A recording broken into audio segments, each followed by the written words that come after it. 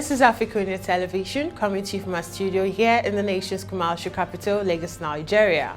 I am Deborah Ezeh. Welcome to the news update. Our news update today will begin from the Republic of Ghana, as Ghana is the latest African country to ease its COVID-19 rules. In his 28th COVID-19 address, President Akufo-Addo announced an update on the measures taken to limit the spread of the virus, citing a review premiered on the background of rapidly declining infections, the relative success of the vaccination campaign, and the increased capacity in the public and private health sector. The leader presented measures set to take effect on March 28. Fully vaccinated travelers to Ghana would not have to take tests when they leave for the West African country, nor would they have to take a test upon arrival in Ghana. Those who are not fully vaccinated, be them citizens or foreigners, still need to provide a negative PCR test of not more than 48 hours and will need to undergo an antigen test upon arrival. And in Ethiopia, Djibouti's leader, President Ismail Omar Guelleh, has held a bilateral meeting on regional issues of mutual concerns with Ethiopia's Prime Minister Abiy Ahmed in Addis Ababa. President Ismail Omar Guelleh and Prime Minister Abiy Monday explored ways of strengthening multi-phase cooperation between the two countries. Both leaders were reported to have discussed the strengthening of economic ties and trade and agricultural investment and the scale-up joint infrastructure development.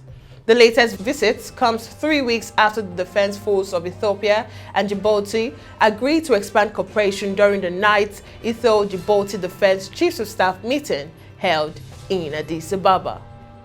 And now in Nigeria, some terrorists have reportedly bombed the Abuja to Kano bound rail track on Monday. It was learned that an Abuja to Kaduna bound filled with passengers derailed after the improvised explosive device planted by the terrorists went off. The terrorists subsequently attacked the train, with many passengers reportedly injured. It was gathered that some of the 970 passengers on board might have been abducted by the attackers.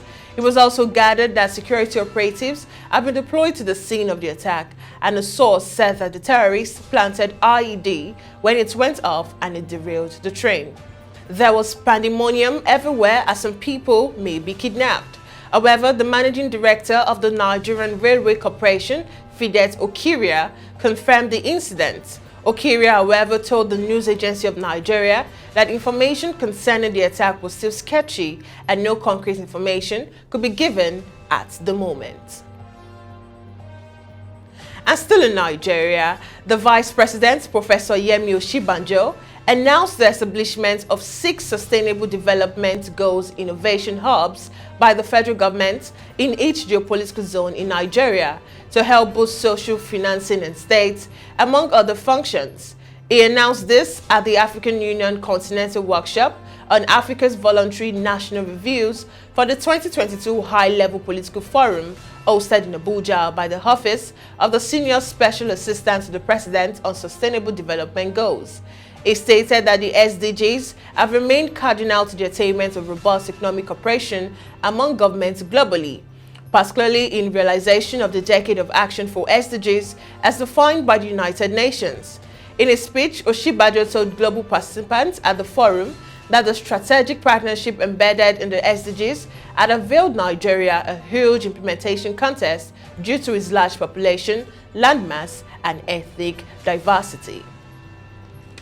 And away from the African scene, we move to the foreign scene, where Solomon Island Prime Minister Manasseh Sogavare said the backlash to his country's security negotiation with China was very insulting. In his first comment on a security treaty, he said he was ready to sign.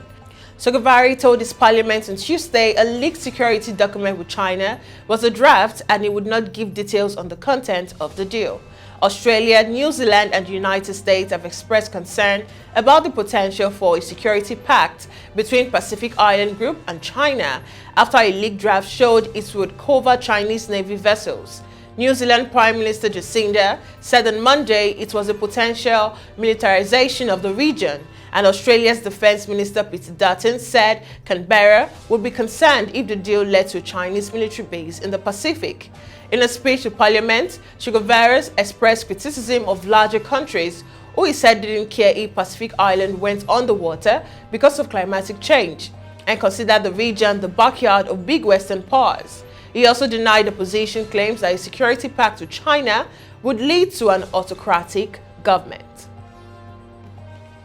And moving on, air raid sirens sounded across Ukraine before dawn on Tuesday as Ukrainians and Russian negotiators prepared to meet in Turkey for face-to-face talks, with Kyiv seeking a ceasefire without compromising on territory or sovereignty. Ukraine and the United States hold little hope of a breakthrough at the meeting later on Tuesday, the first direct talks between the two sides in more than 2 weeks. Even though Russia's invasion appeared to have stalled on several fronts, in an address on Monday night, Ukrainian President Volodymyr Zelensky repeated calls for the West to go further in punishing Moscow for its invasion. While Western countries have imposed a series of hard-hitting sanctions upon Moscow, Europe is heavily reliant on energy imports from Russia and has been so far reluctant to act to block them. And still on the foreign scene, heavy rains drenched East Australia on Tuesday, triggering evacuation orders for thousands of flood-weary residents for the second time this month, as authorities warn the intense weather is likely to persist for the next 24 hours. The death toll from the latest flood rose to 2, as a man was found dead in Queensland state after his vehicle became stuck in the flood water. Several towns across northern New South Wales and southeast Queensland were still battling to clear tons of debris after devastating flood earlier in March killed at least 21 people and swept away hundreds of farms, houses and livestock. With rising river levels, residents in the northern New South Wales town of Lismore, among the worst hit by the record flood of a month ago, were ordered to evacuate by Tuesday afternoon. And on to the sports scene, a US official has cast doubts on claims sanctioned Russia oligarch Roman Abramovich and Ukrainian peace negotiators were victims of a poisoning earlier this month. According to the investigative website Bellingcat, Abramovich and Ukrainian peace negotiators suffered symptoms including piercing pain in the eyes, but the dosage and type of toxin was likely insufficient to cause life-threatening damage and most likely was intended to scare. However, a US official said on Monday the intelligence highly suggests the cause was environmental and not poisoning. Meanwhile, the Foreign, Commonwealth and Development Office described the report as very concerning, while Ukraine's foreign minister said he advised anyone going for negotiation with the Russian Federation not to eat or drink anything, and preferably avoid touching any surface. Abramovich has reportedly traveled between Moscow and Kyiv during the several rounds of negotiation amid the war.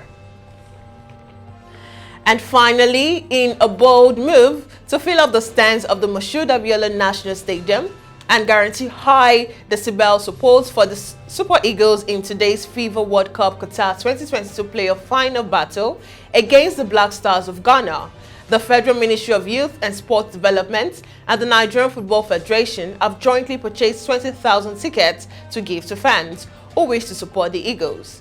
Youth and Sports Development Minister Honorable Sunday Dare announced this on Sunday evening after a meeting of the organizing committee put in place by the ministry, and which include officials of the NFF.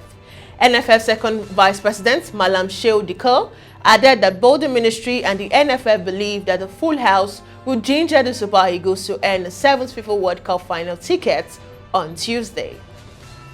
And it's a wrap from us on News Updates on AFRICUNIA Television. Remember to stay connected and updated to news and subsequent program bulletins. Do follow all our social media platforms on Jointim, Pangram, Instagram and Facebook respectively.